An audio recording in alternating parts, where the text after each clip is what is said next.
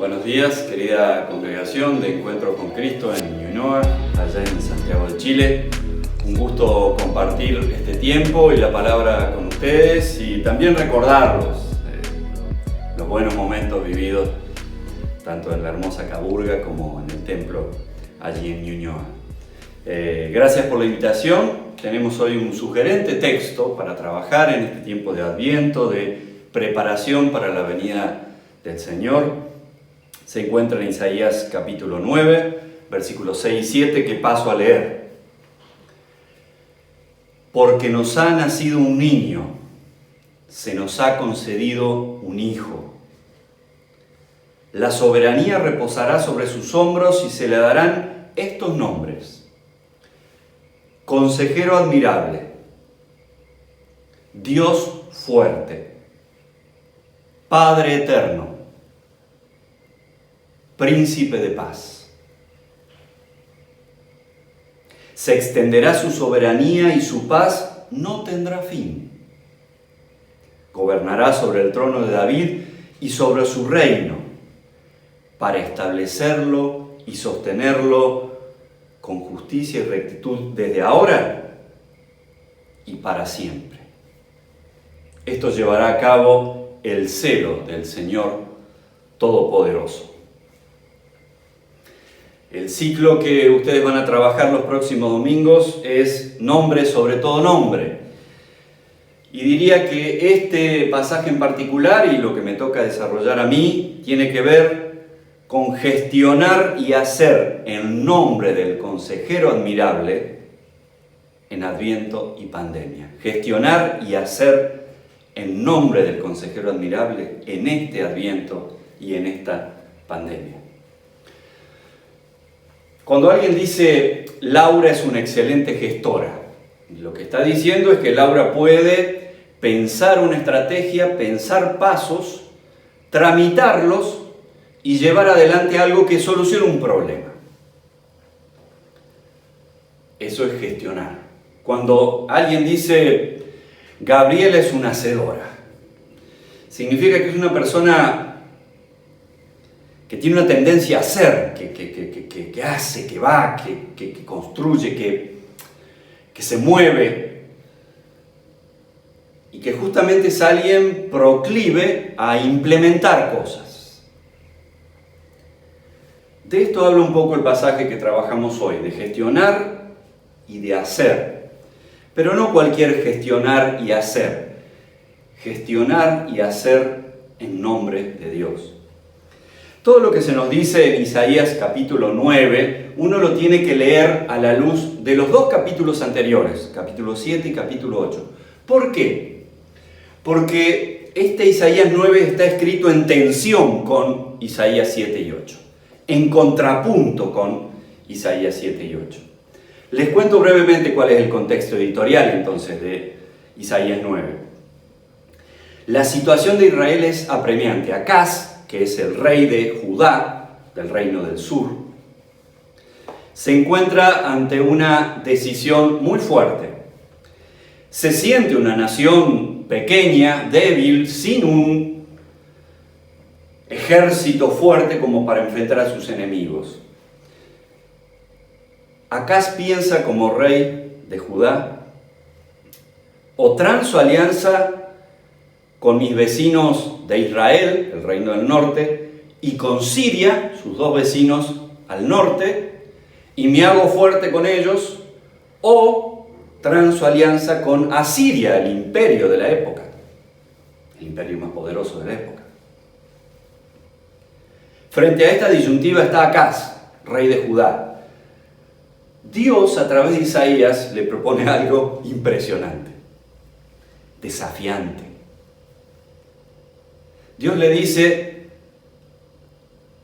Isaías, decile a Acaz que no tiene ni que hacer alianza con Israel y Siria, ni tiene que hacer alianza con Asiria, porque yo lo voy a cuidar, porque yo lo voy a sostener, porque yo lo voy a proteger. ¡Wow! Me imagino estar en la piel de Acaz. Algo fuertísimo. Creer que estos reinos que amenazan y que tienen ejércitos y que están cercanos o lejanos, o que sus tropas pueden venir y sitiar nuestras ciudades en pocos minutos, van a hacer nada al lado de la protección de Yahvé. Algo difícil de implementar para Acaz. De hecho, Acaz hace todo lo contrario a lo que Yahvé espera de un gobernante de su pueblo. Primero, no repara en el apoyo que Dios intenta cuando le dice que no se amedrente por esto. Cuida sus emociones. Dios cuida las emociones de Acaz. Isaías 7, 1 al 4. Los versículos que siguen, Isaías 7, 5 al 6. El Señor le revela las malas intenciones de los reinos que los rodean. O sea, le dice, mirá, ¿qué tal está pensando así? ¿Qué tal rey quiere esto para con vos? ¿Que quiere hacerte este daño? Tampoco Acaz repara ante esta advertencia del Señor y esta facilitación que el Señor le hace de mostrarle lo que piensan sus enemigos. Sin espías, Dios se lo revela. Isaías 7, 7 al 9.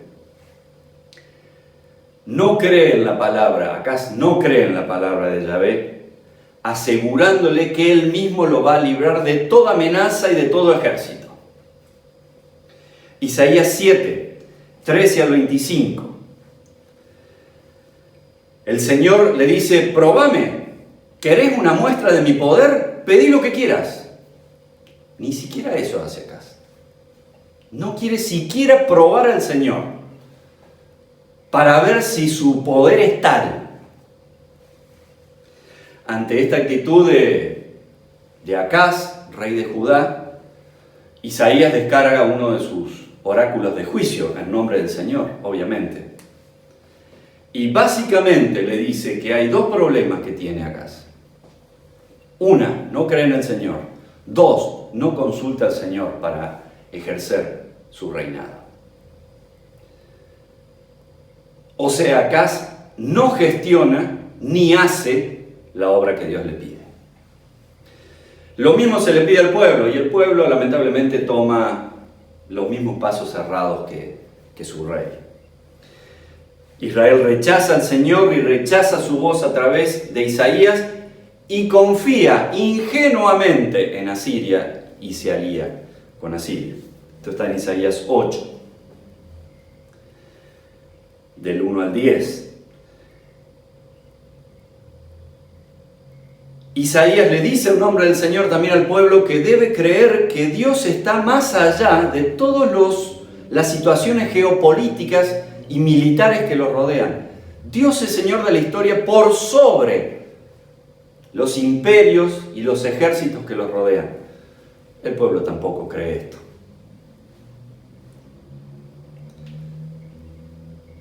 Isaías 8, 1 al 17 trabaja esto. El pueblo, en vez de consultar al Señor, consulta a divinos y espíritus de los muertos, que solo los llevan hacia la oscuridad y la aflicción. Así termina el capítulo 8 de Isaías, versículos 18 al 22.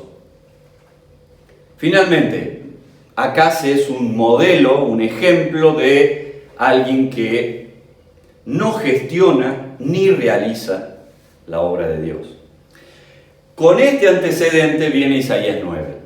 A partir de esta situación es que el profeta descarga su mensaje, su oráculo. Por eso tenemos que estar muy atentos a esto cuando leamos ahora. Luego de esta actitud del rey de Judá y del pueblo de Judá, esto es lo que va a venir como palabra del Señor. Por eso Isaías capítulo 9 es como la antítesis de 7 y 8. Y el rey que se nos va a presentar en Isaías 9 es la antítesis del rey de Isaías 7 y 8.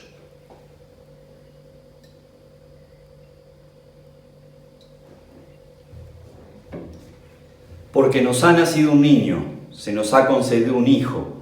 La soberanía reposará sobre sus hombros y se le darán estos nombres: Consejero admirable, Dios fuerte, Padre eterno, Príncipe de paz. Los títulos reales que se le dan a este niño gobernante, del versículo 6, funcionan como duplas: consejero admirable. Dios fuerte, Padre eterno, príncipe de paz. Este niño, hijo que levantará el Señor Todopoderoso, es el nuevo rey que tendrá Judá. Y en un primer horizonte interpretativo de esta profecía, este niño hijo apunta al hijo de Acaz, Ezequías. La verdad, descrito como la antítesis de su padre. Si ustedes se fijan en Segunda Crónica, en Segundo Reyes, el reinado de Ezequías es brillante, comparado con David en algunos puntos. O sea que Ezequías es la antítesis de su papá, Acaz, en el reinado. Así que si bien esta promesa fue dicha en tiempos de Acaz, para Ezequías, y el pueblo entendió que este gran rey que habría de venir tenía que ver con este niño, que era niño todavía en tiempo de la profecía, en cierto modo este texto le queda grande a Ezequías. Ezequías no cumple acabadamente todo lo que dice este texto. Y ahí viene la segunda cuestión que siempre está en un texto poético, profético, como es este de Isaías. La profecía tiene varios horizontes de aplicación. En el primer horizonte, Ezequías cumple parte de lo que Isaías dice y está representado en parte de lo que Isaías dice. Pero en un segundo horizonte interpretativo de la profecía y de esta poesía, evidentemente esto apunta a Jesús. Esto que se dice que será un niño que ha sido concedido como hijo, que su soberanía reposará sobre sus hombros, se le darán los nombres Consejero admirable, Dios fuerte, Padre eterno, Príncipe de paz, se extenderán su soberanía y su paz, no tendrán fin, gobernará sobre el trono de David y sobre su reino, para establecerlo y sostenerlo con justicia y rectitud, desde ahora y para siempre. Esto se cumple acabadamente, plenamente, en Jesús. ¿Qué indica este título, Consejero admirable? Bueno, algunas traducciones nos ayudan para entender qué significa. Escuchen, Dios habla hoy. Consejero admirable es admirable en sus planes. Nueva traducción viviente. Consejero maravilloso. Palabra de Dios para todos. Hacedor de grandes planes. Consejero admirable. Hacedor de grandes planes. Admirable en sus planes. Es consejero porque este niño, hijo, rey, tiene buenas ideas. Piensa, pero piensa en función de gestionar lo que Dios quiere que se haga. Es capaz de elucubrar un plan. Por eso es consejero, porque piensa, porque gestiona, porque maquina, porque busca de planificar. Y es admirable por lo maravilloso que pone en obra ese plan. Es admirable. Hace grandes planes, logra, concreta grandes planes.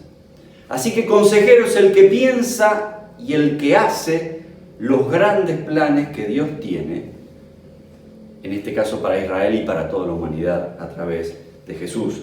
Según Isaías, entonces, consejero admirable es el rey capaz de gestionar y llevar adelante un plan sabio, guiado por el Señor Todopoderoso. ¿Y ese plan qué trae? Trae shalom, trae estado de bienestar al pueblo.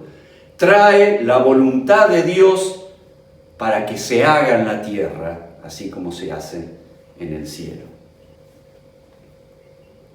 ¿Tendrá que ver Jesús con esto? ¿Con esta descripción que se nos presenta aquí? Creo que sí, y plenamente, como dije antes. Jesús es consejero admirable. Sí, los evangelios se encargan de mostrarnos a este consejero admirable, en cuanto Mesías trabajador que viene a gestionar y accionar los asuntos de su Padre. Escuchen esto de Jesús. Mi Padre aún hoy está trabajando y yo también trabajo, dice Juan. Es consejero admirable en cuanto gobernante, hacedor, obedeciente a la obra de Dios. Escuchen a Jesús lo que dice. Esto sucedió para que la obra de Dios se hiciera evidente. Mientras sea de día, tenemos que llevar a cabo la obra del que me envió. Jesús dice, el que me envió es el que me marca la agenda de lo que yo debo hacer. Jesús es el consejero admirable porque se deja guiar por los planes de Dios y los hace. Jesús es el consejero admirable también en otro pasaje de Juan, porque se presenta como rey siervo que hace realidad el maravilloso plan de redención del Padre. Escuchen a Jesús. Esta es la obra de Dios, que crean en aquel a quien Él envió a mí, dice Jesús.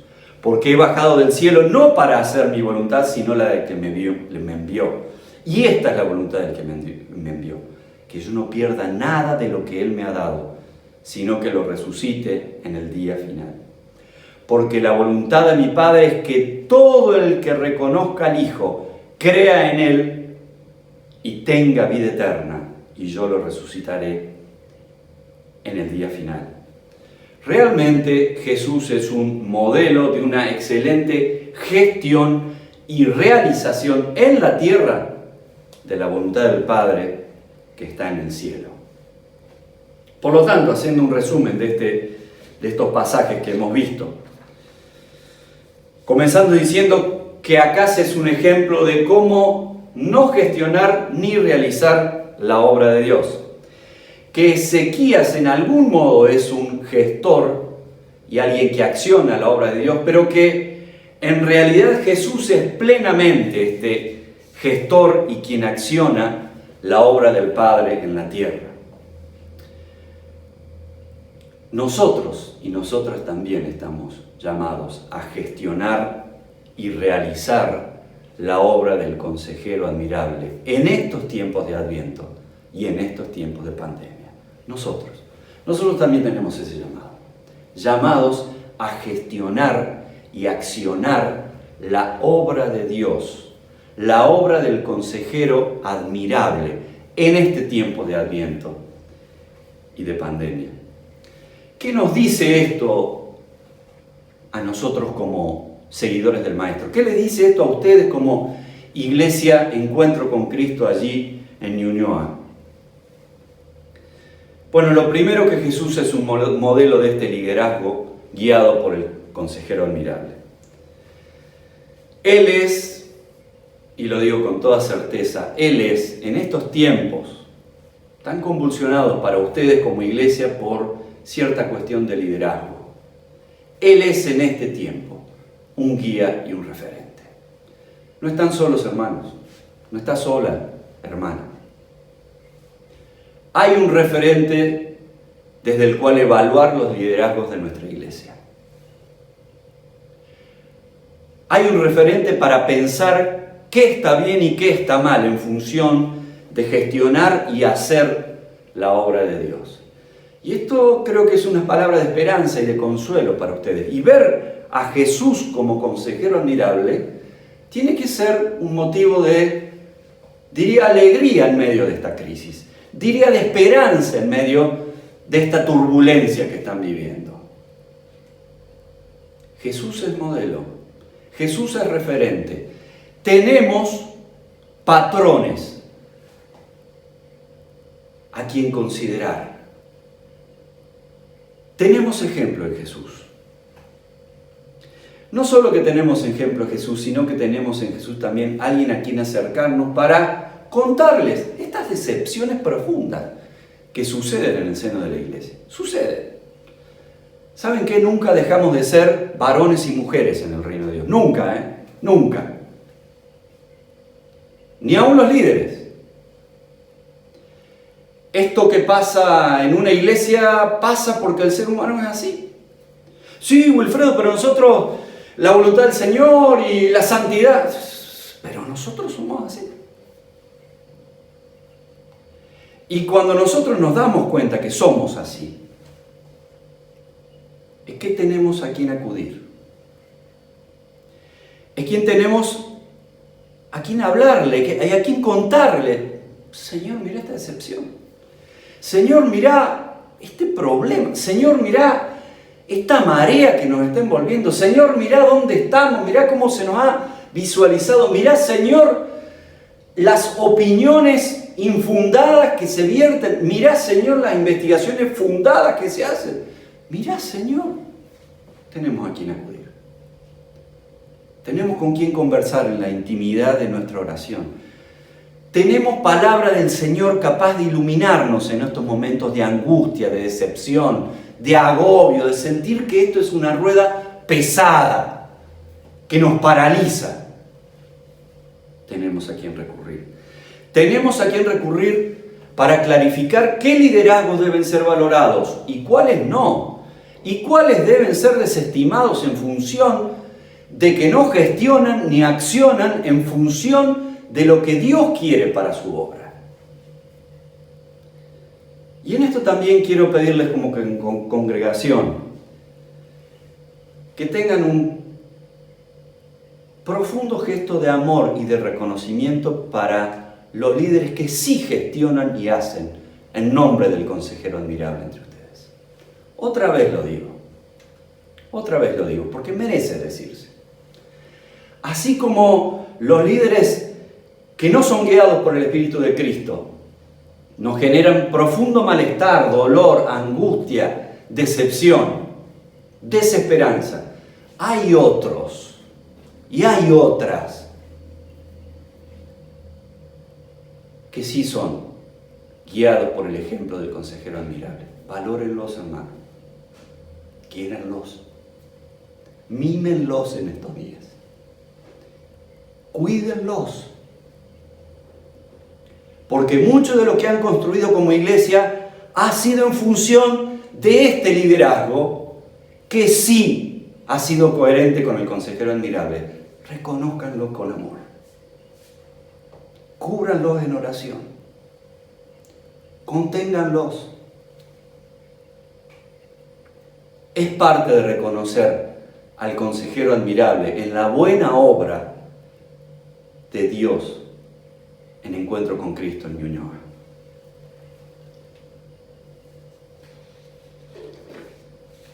Jesús también es modelo de gestión y realización para nosotros como iglesia y para ustedes como iglesia. La verdad que viéndolo desde afuera, Chile ha vivido 2 años terribles. Estoy convencido que la sociedad chilena aguarda un nuevo tiempo. Quiere algo nuevo. Nosotros podemos ser parte de ese algo nuevo. Ustedes pueden ser parte de ese algo nuevo de Dios para la sociedad chilena. Ustedes pueden encarnar al consejero admirable. Díganme si no es el momento oportuno para que Chile oiga al consejero admirable. Ya sé que ustedes han votado y han decidido cómo quieren ser gobernados y cómo quieren modificar su Carta Magna. Yo lo sé, pero hay que seguir escuchando al consejero admirable. Y eso, hermana, eso, hermano, lo podés decir vos a tus amigos, a tus parientes. Seguir escuchando al consejero admirable. Al consejero que tiene planes para Chile, planes de shalom, planes de bienestar, planes de vida abundante en Jesús. Seguir escuchando a ese consejero admirable.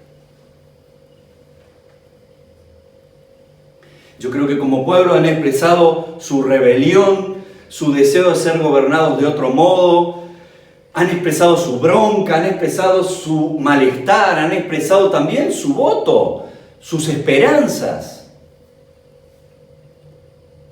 Y todo esto en el marco de una pandemia, como si fueran poco los dilemas sociales en el marco de una pandemia. Qué fuerza la del pueblo chileno, qué fuerza